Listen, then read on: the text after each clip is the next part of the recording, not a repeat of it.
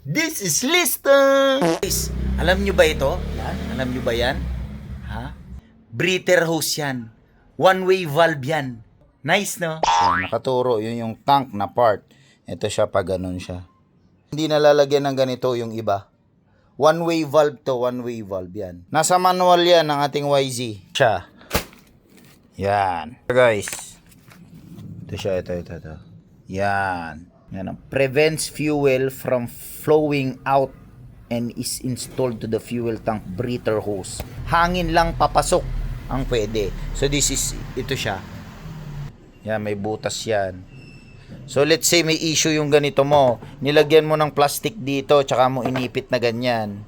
Ginamit mo, ang mangyayari, nagbabawas ng gasolina. Yung gasolina bumabagsak, humihigop ngayon ng hangin yun. Kung wala siyang mahigop, walang papatak doon sa gasolina mo. Walang papatak doon sa karburador kasi nagkikreate siya ng vacuum. Bumababa yung liquid yan. Nagkakaroon ng hangin dito. Wala siyang mahihigopang hangin, kundi dito.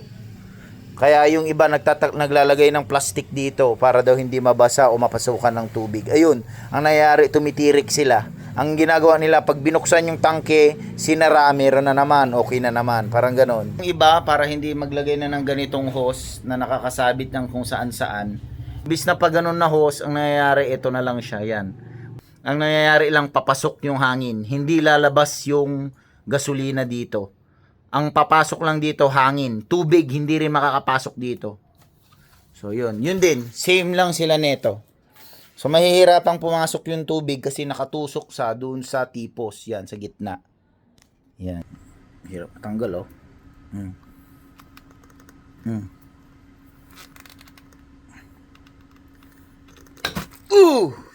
Universal naman yung sizing neto. Ayan, oh. Tutusok mo lang siyang ganyan.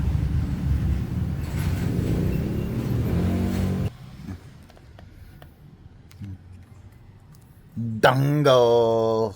Wag lang masabit sa sanga, damo, and so on. Or sa'yo, yan. Huwag mo kakalimutan, wag kang iinom dyan. Hindi ka rin makakainom kasi hindi makakalabas yung gasolina dyan. Alam nyo ba kung magkano yan? Nasa 150 lang. Nice, no? Ah, okay. Magkano yan?